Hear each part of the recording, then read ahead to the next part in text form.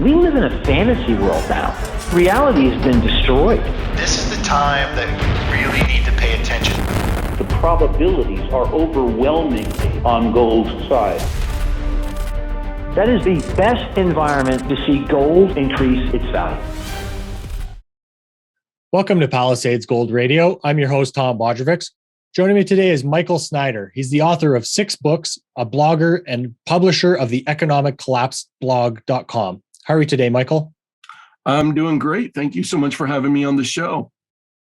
It's great to have you. I originally heard about you through the Watchmen Privacy podcast through Gabriel Custodiet, who's also been on our show. And I thought you had a really kind of interesting take on, really everything that's going on right now. You really cover a lot of this stuff, and you write pretty much a daily blog updating people about different perspectives on news stories and events going on around the world. So obviously most are concerned at the moment with the situation in the Ukraine. But I went back last week and listened to an old hardcore history podcast episode called The Destroyer of Worlds. And in it, Dan Carlin makes the interesting observation that he said, if you were born with a gun against your head, do you even notice it? So why do you think it is that most Americans and really Westerners don't see nuclear war with Russia as a serious threat? Well, it saddens me because, basically people don't, people assume that there'll never be a nuclear war with Russia because they've had this Cold War doctrine of mutually assured destruction pounded into our heads, right? So that we've always been told, and I grew up in the 1970s, 1980s, and at that time, Cold War was, really, really going, and we were always told, well, the Russians are probably never going to launch their missiles because if they launch their missiles and we launch our missiles and we're both destroyed and life as we know it ceases to exist. And so that's pretty much why people, and it's come down to this day. In fact, U.S. Senator Lindsey Graham just made some comments the other day, basically reinforcing that kind of a mindset. So people don't understand that really is, things have changed. Things have changed over the last several decades. And now the Russians are openly threatening nuclear war. The day that Vladimir Putin launched the invasion, he threatened, consequences like the world has never seen before. And obviously that was aimed at the United States and NATO, saying, if you intervene militarily, we're threatening to potentially nuke you. And then a couple days later, he put his nuclear forces on alert. And that once again was regarded as a threat to use nuclear weapons. Now, hopefully Putin was not serious in those instances, but we've gotten to a point where we do need to think about these things. And in fact, earlier today, I was writing all about this, where over the past couple of decades, Russia has greatly upgraded and modernized their strategic nuclear arsenal. And the United States hasn't. Really, the foundation still of our land-based nuclear part of the nuclear triad is the Minuteman III missiles, which first went into service in 1970. A few years ago, 60 Minutes actually did a feature where they were allowed into a silo. They were allowed access to inside, kind of an inside look at our strategic nuclear forces. And they found that the things like old rotary phones are still being used, things like the floppy disks, and not the small hard ones. I'm talking about like the big ones that you could hold in your hands and flop are still being used. That's kind of the state of U.S. strategic nuclear forces. Now under Trump, a modernization program was begun. Hasn't gotten too far, but over in Russia, things are completely different. They've developed the Sarmat intercontinental ballistic missile, the most advanced intercontinental ballistic missile in the entire world, can carry a 50 megaton payload. They brag they can wipe out, one missile can wipe out an area the size of France or the size of Texas is what they've said. They've also developed hypersonic nuclear missiles that can travel up to 7,000 miles per hour. And we don't have anything that can defend against that either. But then they've also developed, they have now what our people call black hole submarines, which are super, super quiet submarines, which can creep up to our coastlines. We never even know that they're there, surface, and then launch their nuclear missiles at us. And they would hit targets in the United States within just moments before we could even respond. And then they've developed what's known as the Poseidon. We call it the Poseidon in the Western world, which basically is not people say it's a torpedo, but it's actually a drone which can travel thousands of kilometers, then kind of park right off of a coastal city and wait to be detonated. And theoretically, the Russians could deploy numerous of these weapons off of our coastlines and detonate them all simultaneously, which would create a disaster and tsunamis and things that we can't even picture or imagine right now. So they've developed all these weapons, but once again, the Russians need a way. They're not going to do too much good if we can just fire back and wipe them out. But what the Russians have also developed over the past couple of decades is the most advanced anti-ballistic missile systems on the entire planet, far superior to anything we have. They've got the S-400, they've got the A-135, which is ringing Moscow as we speak. And those are very advanced systems capable of handling what we would throw at them. But now they've got the S-500, which is now coming into service. It actually was used in the Ukraine war, not to shoot down ballistic missiles, but at airborne targets, because it has multi uses. But the S-500 is more advanced than anything. It's a game changer. And is specifically designed, one of the things it's specifically designed for is to target intercontinental ballistic missiles. So the Russians have a very advanced defensive system, far, far, far more advanced than anything that we have. And what we have cannot handle the weapons that the Russians can throw out at us. So the bottom line is, the point I'm trying to make is that the whole calculus has changed. The whole scenario has changed, where it's not necessarily mutually assured destruction anymore. Certainly, I don't think the Russians want a nuclear war, but they've been preparing to fight one for the last several decades. Meanwhile, here in the United States, we've been preparing mostly to fight terrorists in the Middle East. And now these days, we've gotten very good at holding diversity seminars and implementing woke policies, and not necessarily to fight a future war with Russia or China. And now all of a sudden, war with Russia is on the front burner potentially, and then things with China are getting a lot more tense, and we can talk about with that, because that's a huge concern of mine with the potential Chinese invasion of Taiwan. But the bottom line is, Russia is far more prepared to fight a nuclear war than we are, and that's a problem, because that gives the Russians a lot of power and a lot of leverage. Michael, as we think about, how much has been spent on defense by the U.S. government over the past, let's say 30 years, why do you think that none of these systems were upgraded or developed to at least defend against something like this? Yeah, I think our priorities were really messed up, because the Cold War ended, and we declared ourselves the victors of the Cold War, and for a long time it appeared we were completely victorious, and NATO expanded eastward, and so we thought, well, that threat's over. The Cold War is over. We don't have to prepare for the Cold War or potential war with Russia anymore. It's a new world. And so then we get to 9/11, a couple decades ago, and all of a sudden terror in the Middle East. And we start spending massive amounts of money, on Afghanistan and Iraq. Just talk about money pits. And that was our thing. We thought, okay, now we're going to be the police of the world. We're going to fight in places like Afghanistan and Iraq. We're going to fight Islamic terrorists. We're going to fight terror groups around the world. That's going to be kind of the new primary mission of the U.S. military. So much time and money and energy and resources went into focusing on that. And then, of course, these days, within the past 5 to 10 years, so much of the focus has gone into, okay, now we want a woke military. Now we want a diverse military, and so much time, effort, and energy is going into that and implementing a social agenda in the military. Meanwhile, I wrote not too long ago a recent survey that, they asked members of the Air Force, the Navy, and the Army, are your units prepared to fight right now? And the results were depressingly low. In fact, only about 70% of our planes can even fly right now. So like 30% of our planes can't even fly right now.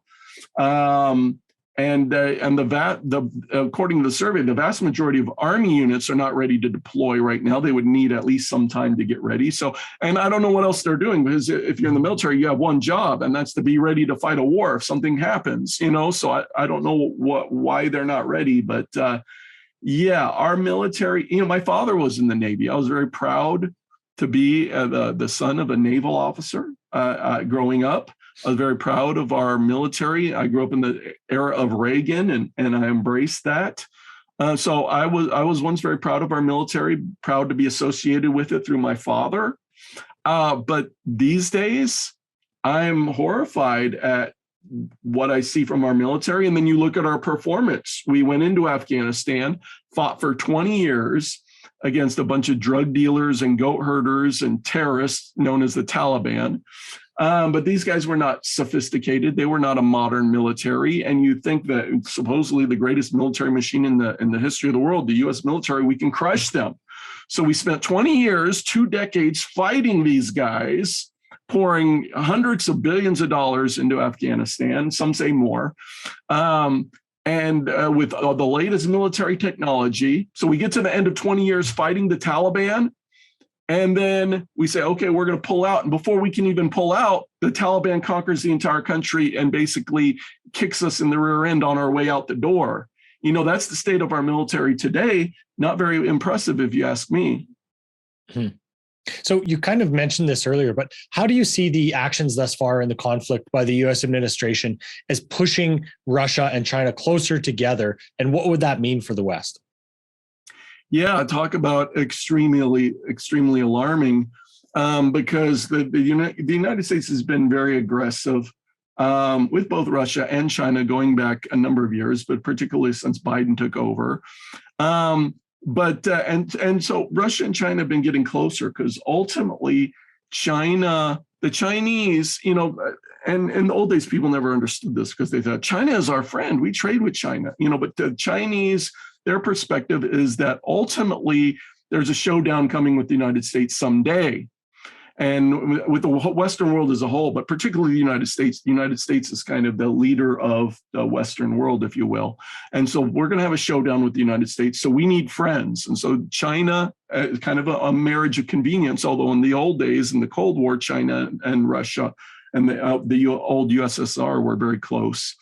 But China has gravitated toward Russia, and Russia's gravitated toward China. And so we have this situation with Ukraine, and Russia has gone into Ukraine, but China hasn't condemned it. China has not condemned it.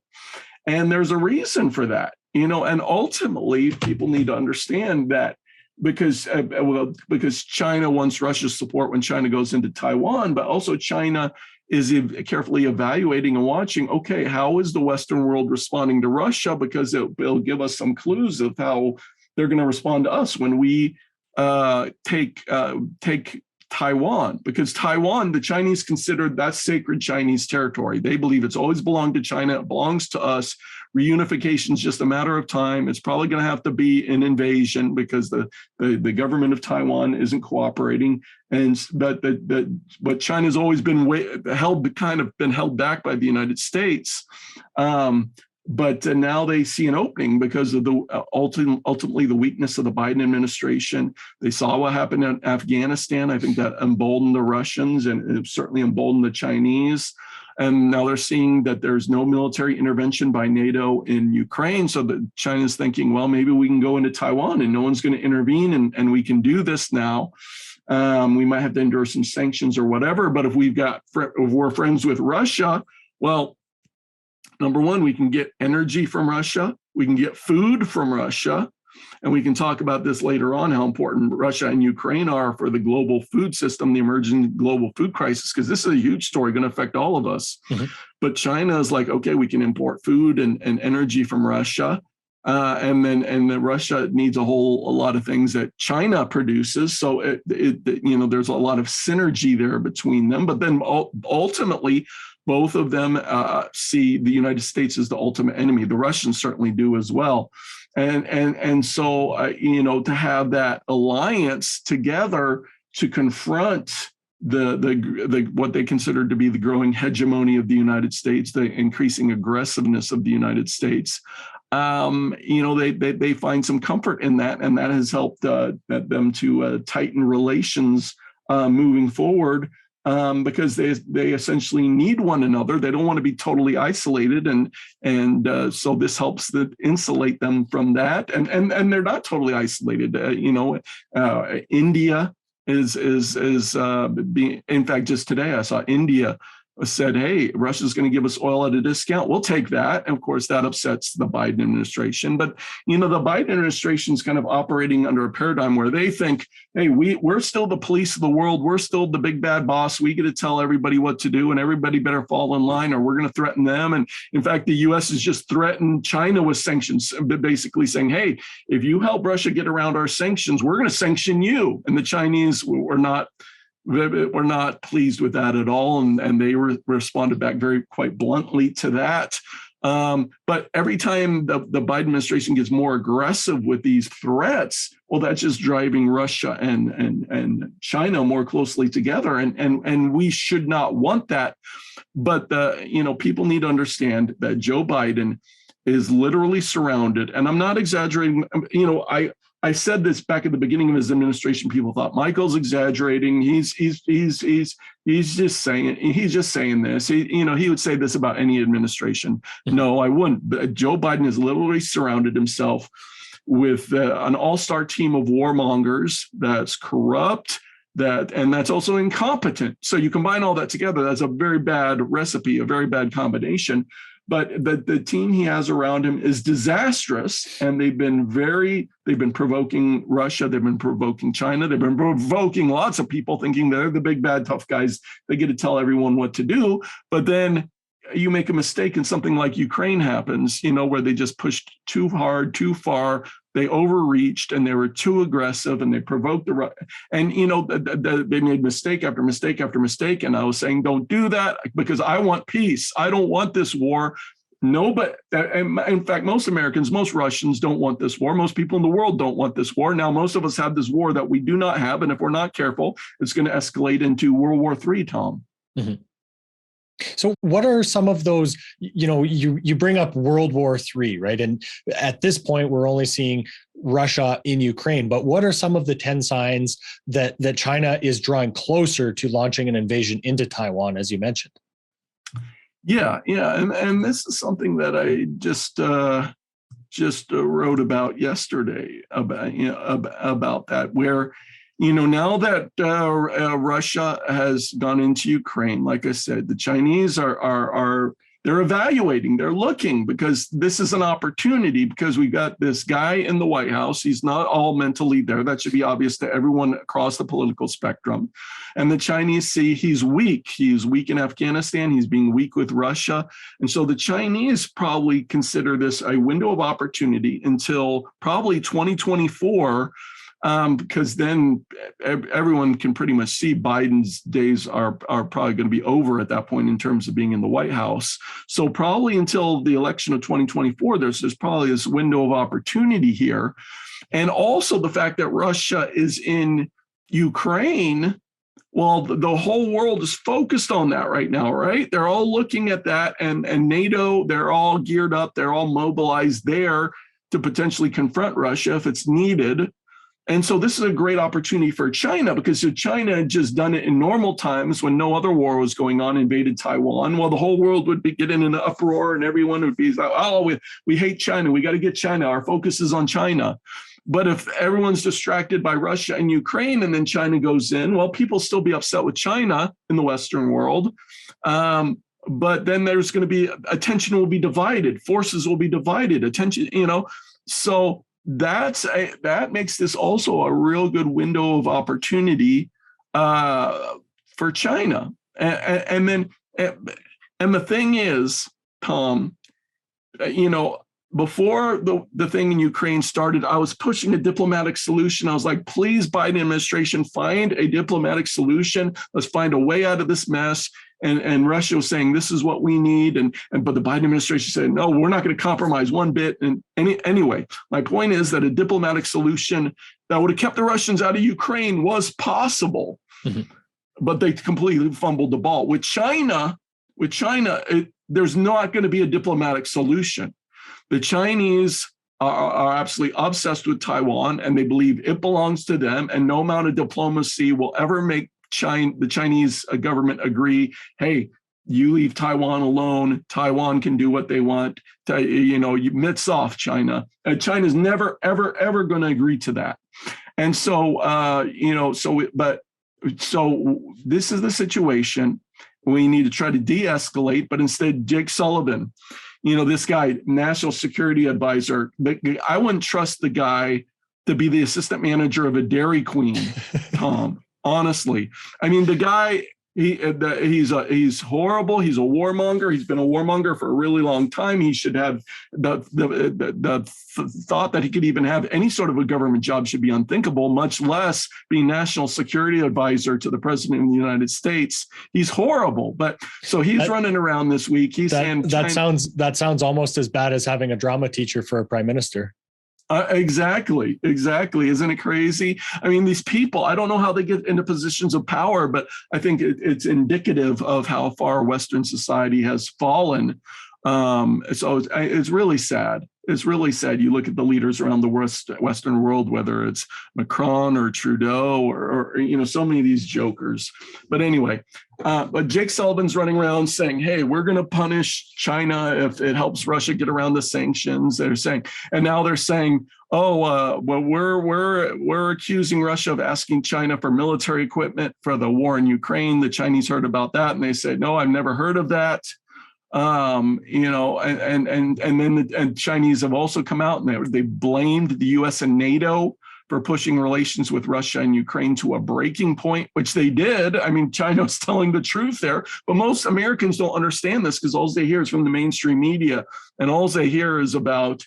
They don't hear about all the backstory and everything that happened in Ukraine going all the way back to 2014, which brought us to today, the crisis we're at today. All they hear about is, oh, Putin is bad and he's evil and he wants to conquer the world, so he went into Ukraine. It drives me nuts because there's so much more nuance than that. There's so much more history that goes all the way back to 2014 and even back before that. But really with the revolution there, which that's a whole another deal, which the U.S. was very much involved in. But anyway, the officials in Taiwan are very aware of what's going on with the potential for a Chinese invasion. In fact, today I saw more Chinese jets just today. Since I wrote the article that I wrote, more jets have gone into the Taiwanese air defense zone, and it's been kind of a regular thing in recent months where Chinese they're sending the jets into the air defense zone, and it's sending a message to Taiwan, and it's a threat, and it's a threat of military action. It's a threat, and it's a message. It's meant to send a message to the United States as well, but. And Taiwanese authorities are even saying that, hey, China's started cyber warfare against us, which we saw, before Russia went into Ukraine, we saw cyber attacks and so forth.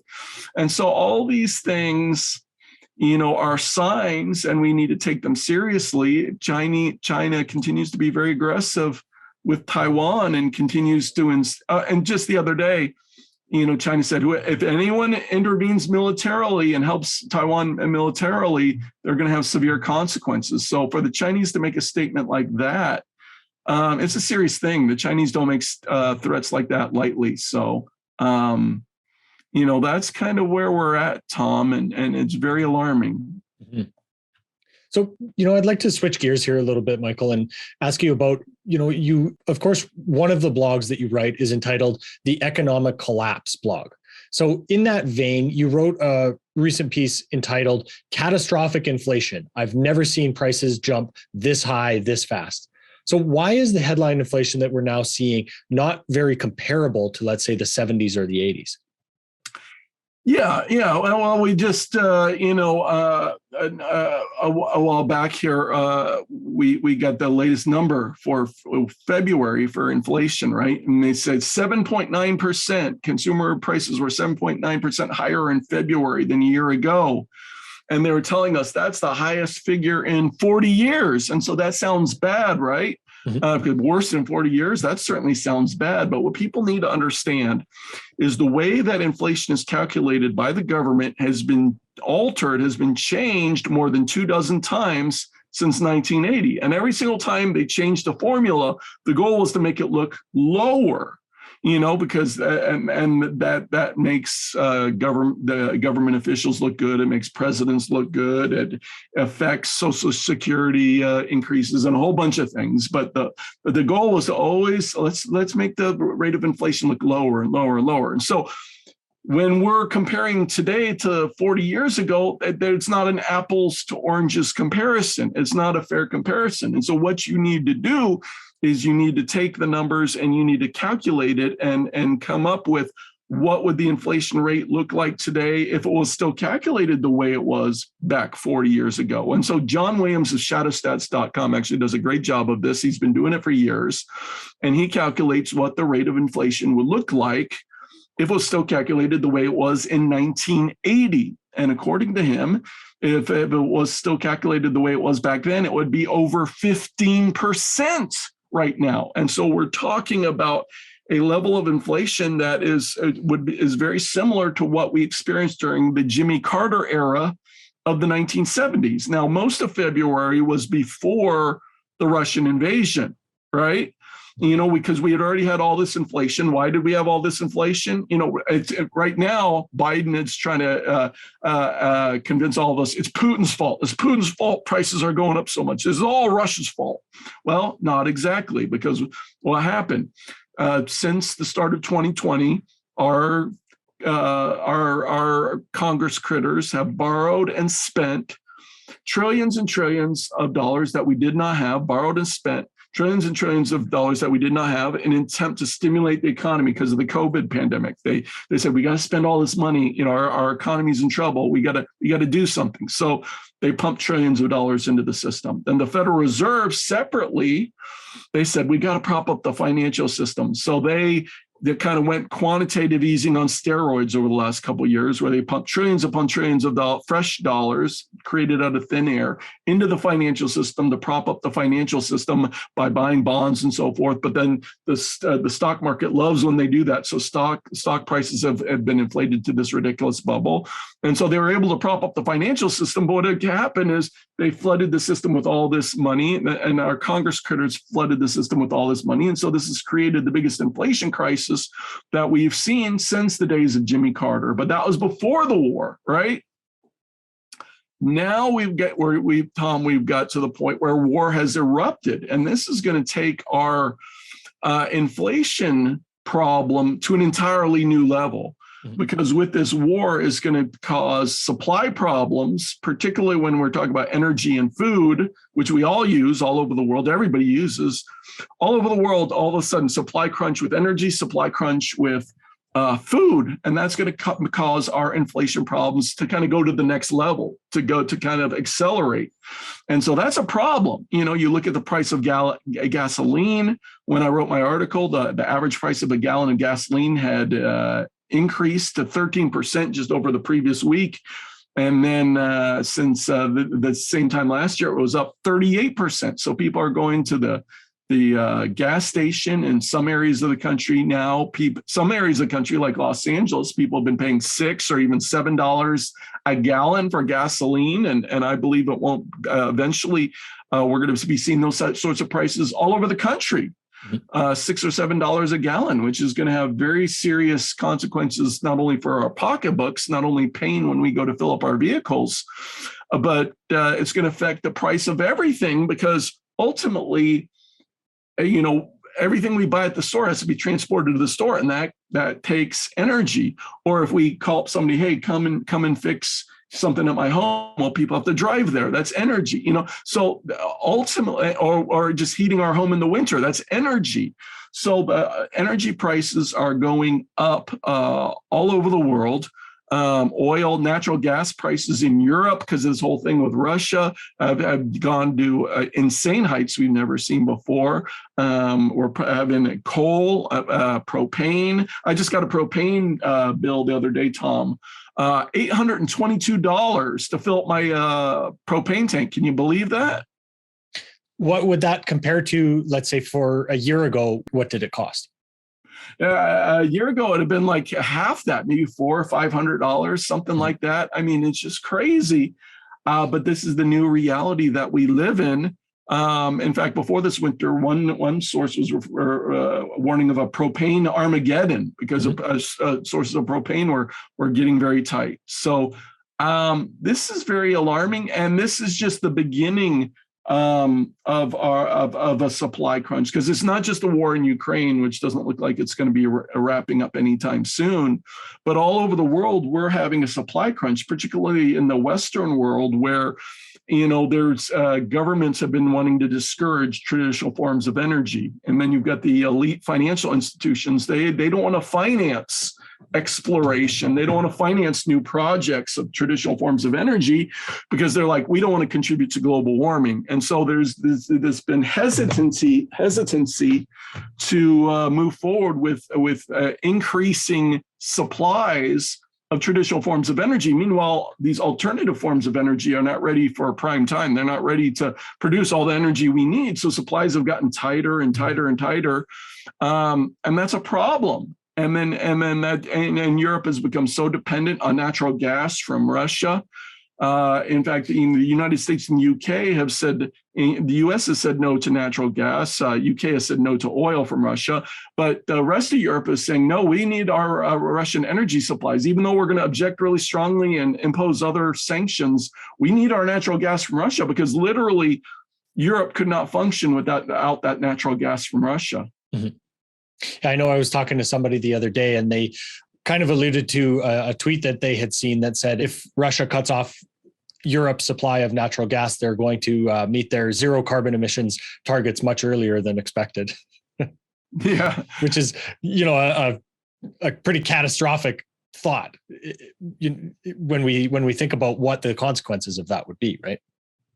Oh yeah, definitely. And especially in the middle of winter in Europe, I mean, it gets really cold in some of those places. So, fortunately, we're getting toward the end of winter here, but I feel really bad for the people of Ukraine stuck in the middle of this, and in some of those cities where they've been cut off from supplies of food and supplies of energy. And now they're going to get really cold and really hungry over there. So and speaking of food, I mean, you've got Russia and Ukraine collectively normally account for somewhere around, I've seen a couple different figures, but somewhere around 30% of all wheat exports in a normal year come from Russia and come from Ukraine.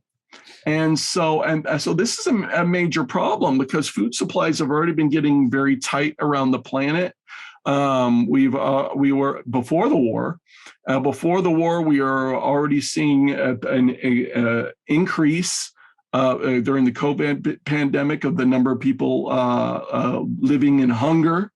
And then we were seeing, before the war even, we were seeing the price of fertilizer, and this ties in with energy, but the price of fertilizer was going through the roof. And I wrote about this a few months ago, where one farming insider told me, he said, Michael, the prices of some fertilizer has doubled, some have tripled, some have quadrupled. And so I wrote about this. I said, hey, this is going to be really bad, guys. And it has really bad, and my farming insider friend told me that, hey, it's not going to be profitable for us to plant corn this year. And that's going to be the case for lots of farmers all over the country here in the United States. And that's turned out to be the case, because corn uses a lot of fertilizer. Mm-hmm. And so that's a major problem in terms of corn production this year. But then in other parts of the world, Africa, where a lot of farmers, because now the price of fertilizer, they're not going to be able to use fertilizer at all. Or they're going to have to cut back dramatically. But in any event, it was being projected before the war, and Russia is also a very big player in the fertilizer industry. It was being projected before the war that the amount of food that would be pulled out of production that would not be produced in Africa this year because of the cost of fertilizer would be roughly the equivalent of the amount needed to feed 100 million people And we're talking Africa alone. So Africa is saying, well, we're going to have to import massive amounts of food from somewhere else because we're not going to be able to grow enough to feed our people. Mm-hmm. But of course, now everyone's looking to import food. And now Russia and Ukraine is not able to export food, and they banned it anyway because they said we need it for ourselves. And then everyone wants to say, okay, we don't want Russian exports. And Russia is actually put some restrictions on certain exports as well. But basically what this is going to create is just a massive problem with food. For example, you look at Lebanon, which normally you've got 80% of their people are dependent on food from the government. And the government imports the vast majority of the wheat it uses from either Russia or Ukraine. Now, Lebanon doesn't know what they're going to do because they can't feed their people. Same thing with Egypt, where they import the vast majority of the wheat they use from the region. And so it's going to have ripple effects throughout the Middle East, throughout Africa, throughout really the entire globe, because of the lack of exports now. So, I mean, we really are heading for a global food crisis, and the price of fertilizer is not going to come down anytime soon. Ultimately, food prices are going to continue to rise pretty dramatically in the months ahead. And who's it going to hurt? Well, you and I can go to the store and we're like, oh man, now my cart of food is $300. That's painful, but most of us are still going to pay it. But who it's going to hurt the most are the people at the bottom of the economic food chain around the world, who are the poor and who are just barely scraping by as it was. This is going to hurt them so much. And a lot of people are saying, well, the conditions that we saw in the Arab Spring 2011, we're starting to see that again. People are going to get angry. There's going to be food riots. But back then it was temporary, and we knew it was going to be temporary. Now we're moving into a long-term situation where people could be really hungry and really angry for an extended period of time. So right as you're saying, Michael, there, at what point do people's grocery bills start to affect their behavior and lead to civil unrest? Well, here in the United States, I think we will eventually get to that point. I saw one analysis the other day where they said Americans this year are going to have to spend $2,000 more on energy and $1,000 more on food than they normally would. So, I mean, that's $3,000 out of our pocket. And so that's a problem. And we've already, over the past couple of years, we've had some persistent shortages. You go to the store and you notice, hey, something's missing. You go over to the dog food aisle and you're like, where's the canned cat food? Where's the canned dog food? There's been a pretty severe shortage of baby formula, but it hasn't gotten to the point where anyone's starving. No one's starving in the United States today. No one's good. Most people, there you got the homeless on the streets. People are hungry, but in general, the population is still well fed. But people are starting to get restless. People are starting to list inflation as their top concern. In fact, I saw a survey earlier today. Over 80% of Americans say that inflation is causing them stress. So, people are not happy. People are blaming Biden. His approval ratings have gone into the tank. There's a lot of restlessness that we're seeing. Now, eventually, I think that all this, the anger and the frustration, will bubble over into civil unrest, more civil unrest. And we've seen horrifying civil unrest in recent years with the George Floyd and the BLM and different things that happened then in 2020. I believe that's just a preview of what's coming in more recent times, we've seen just these giant hordes of shoplifters going in and organized teams just going in and grabbing stuff and going out of stores, and shoplifting has become worse in the United States than ever before, particularly places like New York and San Francisco, Los Angeles, Chicago, and so on. So our country, we're not in a good state, and when things really go south economically and supplies of food and certain things start getting really, really tight, our society is not going to handle it well. And I believe we will see civil unrest, not just for a little while, but we're going to see extended long-term civil unrest for a period of time, and it won't be pretty. Mm-hmm. So speaking of grocery bills, something that surprised me as I was reading through your blog was the advent of bird flu again in the US. So can you tell us more about that? Yeah, the price of meat has already been going up, particularly the price of food, across the board has been going up. But you look at the price of meat in particular has been becoming very painful. And so just the other day, there was an article on Yahoo News where they said they referred to the beef as a luxury meat. Now, I never heard that before in my entire life. Probably you haven't either. Luxury meat? Are you kidding me? I never, I'm 52 years old. I never heard of that before. But and actually in Florida, at least, Walmart has been locking up some of the steaks in these metal cages where you have to take to the counter and have them unlock it before you go out of the store, because people have been stealing the steaks, and we've seen that in other places as well, where literally steaks have become a key target for shoplifters. So the price of beef has gotten kind of crazy. So people say, well, I'll just switch to chicken and turkeys. Well, that's going to become a lot more expensive too, because starting in February, a bird flu pandemic has erupted in the United States, is now in 13 different states. The last that I saw, it may be more by now. But it's from the East Coast all the way to the middle part of the country. Nebraska, Iowa, South Dakota have been affected now. So it's already spread over a very wide geographic area. And as a result of this bird flu pandemic, which is spreading like wildfire, they don't have it under control. So far, in just the first month, 2.8 million birds were killed. The vast, vast majority of them, almost all of them, were chickens and turkeys. It keeps popping up on the poultry farms, on the facilities that are raising turkeys. So now price of chicken and turkey were already going up. Now you pull out nearly 3 million chickens and turkeys in just the first month. Okay, so this thing is likely to get even worse. It's going to be around for a while regardless. So how many more millions of chickens and turkeys are going to be killed, put down, taken out of production in the middle of an emerging global food crisis at a time when the price of meat has already been soaring? What is that going to mean for the price of chicken and turkey? And then beef is going to continue to rise as well.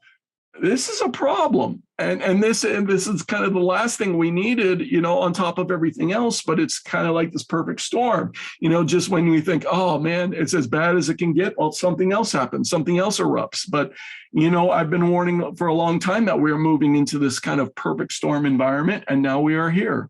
Mm-hmm.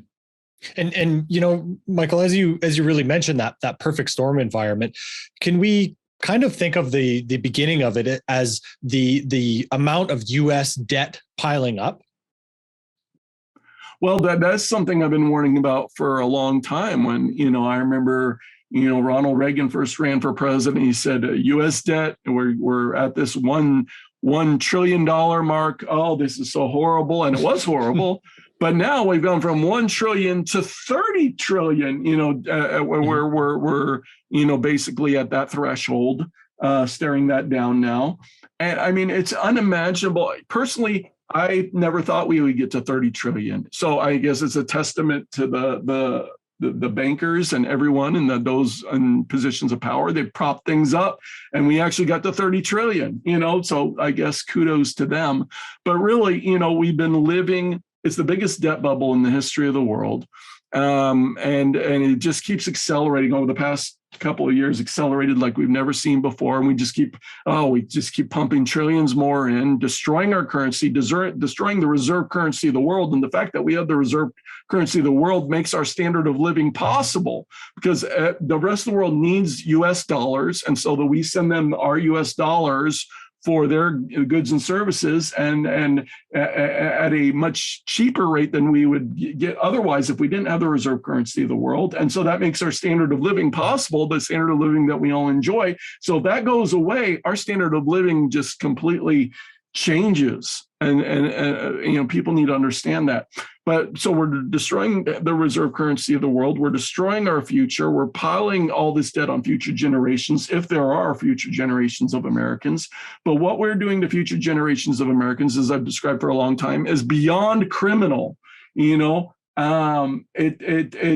And our politicians in Washington should not just be ashamed of themselves, but they should be in prison for what they are doing and have done to future generations of Americans. And it was a big issue for me when I ran for Congress in 2018. I wanted to do something about it.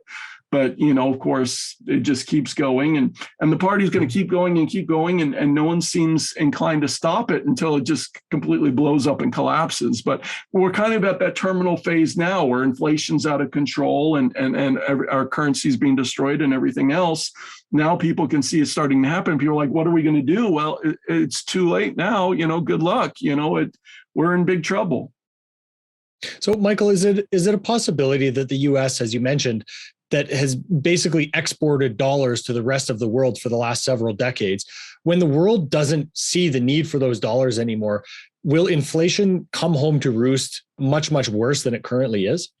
Oh, yeah, in a major way, because most people don't realize that far more dollars are used outside of the country than inside the country, And so when that equation changes and the rest of the world says, hey, maybe we'll trade in some other countries, Russia and China are saying, well, maybe we don't need the US dollar. And this is one of the reasons why it's so dangerous to drive Russia and China together, because then they say, okay, well, we're just going to reject the US dollar and we're going to start trading with one another, And then I saw where India and Russia are talking about using their own national currencies to trade with one another and cutting the US dollar out. And so, you talk about India and China and Russia, that's a pretty big chunk of the global population right there, and so the U.S. is being very aggressive and pushing everyone around. But if you have, if people start abandoning the U.S. dollar, that is really bad news to us, because then all those dollars start coming flooding back, and then that's a major problem. Mm-hmm.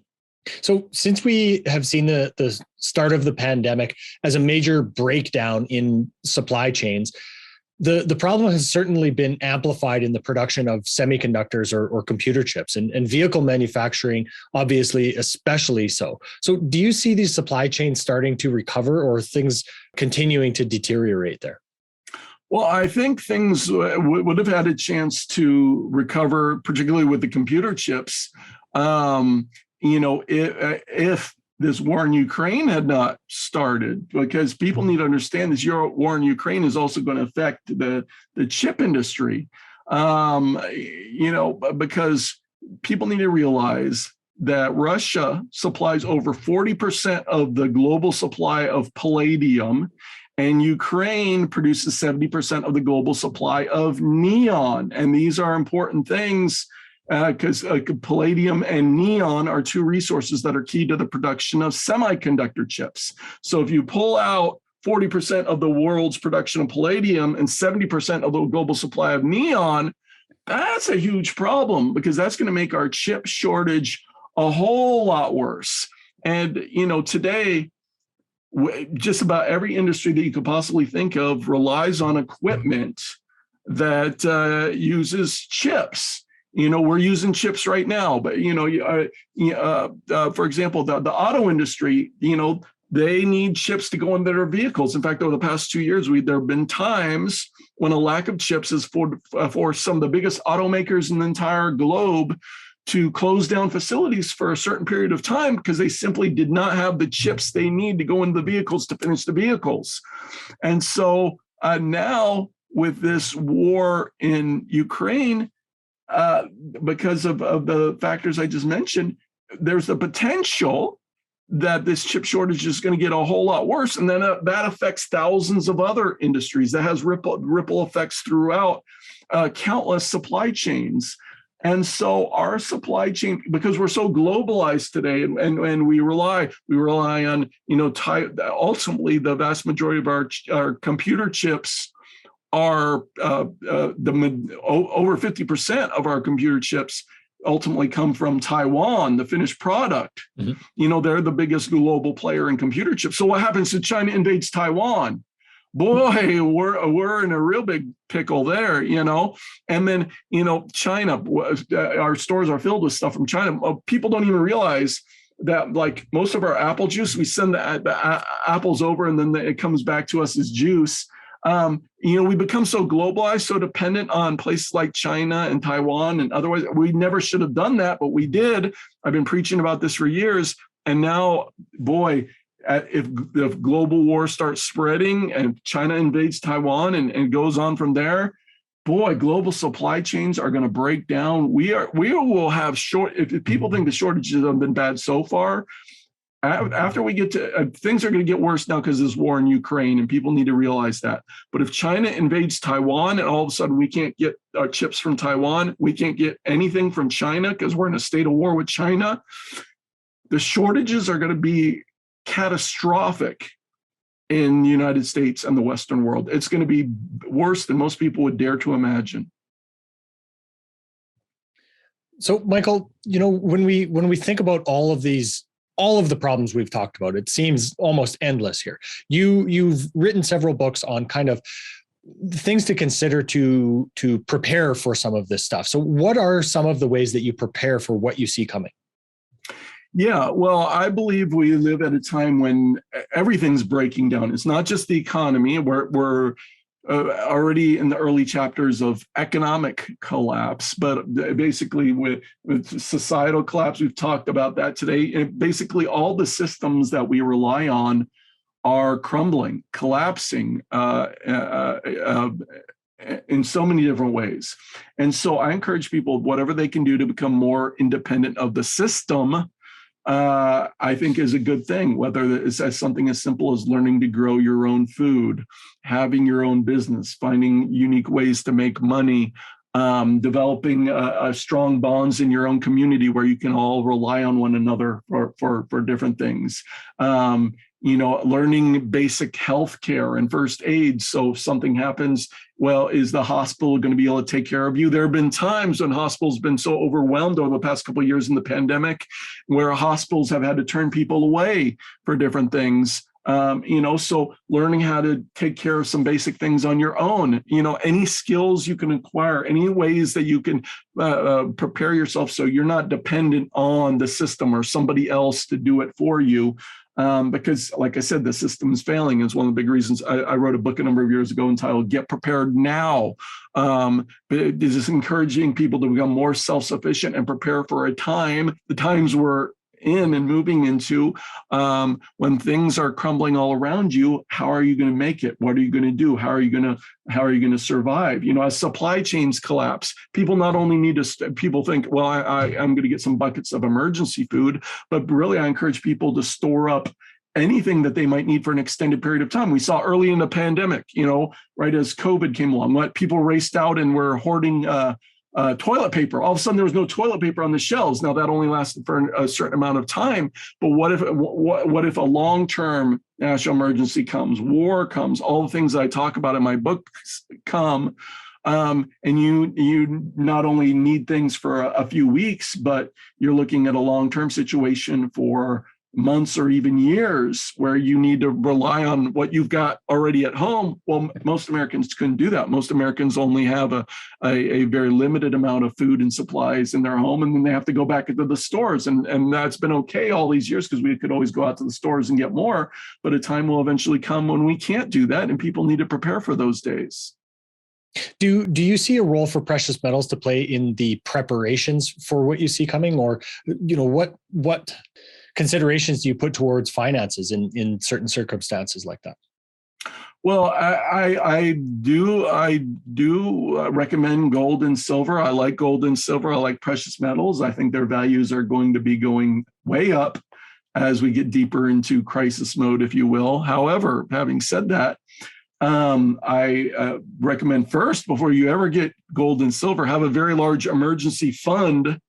So if something happens, you lose your job or you get hit with a sickness like COVID or whatever disaster comes along, that you can continue to pay your mortgage. If you have a mortgage, you can continue to pay your bills. You can continue to pay to heat your home, the things you need to do. So I'm a very big advocate of having a large emergency fund for potential emergencies. But then, and having said that, I think that having emergency food and supplies are more important than gold and silver, because you can't eat gold and silver. So if you're in a truly, because eventually we're going to be in a real meltdown scenario in which you're going to want to have food to eat. And if you have a bunch of gold and silver, well, maybe you can go out and trade that for some food or whatever you might need.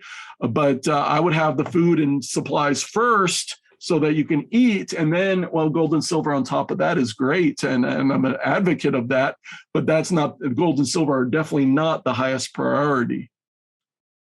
Excellent, Michael. Well, I really appreciate you bringing all of these different things to our attention here. Is there anything else you'd like to add before we wrap up here? Yeah, I would encourage people, because these are very troubled times, and people are saying, what in the world's happening? What in the world's happening to our planet, to our world? Well, I come at things from a unique perspective. I'm a Christian, and I believe that we are living in what the Bible describes as the end times. And so if people are interested in that, and they're interested in kind of a roadmap of what's ahead and what we're moving into. In fact, a lot of things I've written in my last 2 books have already happened, but I've written a couple of books over the last couple of years. I'd encourage people, they're on Amazon.com, digital format and paperback format, but one is entitled 7-Year Apocalypse. This is my newest book that I just wrote. It's all about that. And then the previous book that I wrote is entitled Lost Prophecies of the Future of America. Both of these are on Amazon.com, but they're going to give you a roadmap for what's ahead. They're going to give you a roadmap in terms of what we're moving into. And like I said, a bunch of the things I already wrote in my book have already happened. So if people are interested in end times, Bible prophecy, book of Revelation, all the things that the Bible says about what's going to happen in the last days and how the pieces of the puzzle are literally coming together. For example, Lost Prophecies of the Future of America, Chapter 9, World War III, I talk about United States conflict with Russia. And it's happening, it's happening now. I wrote this book a couple of years ago, but basically I'm very serious. When I say it's a roadmap, these books are a roadmap, I'm very serious. So if people want to learn more, these are available on Amazon.com in Kindle and in paperback format. And of course, your blog that kind of keeps everyone abreast of what's happening throughout the world is available at the economiccollapseblog.com as well. Yeah, or they can just go to Google. If you type in the economic collapse, it's the first result that comes up. Excellent. Michael, thanks so much for your time today.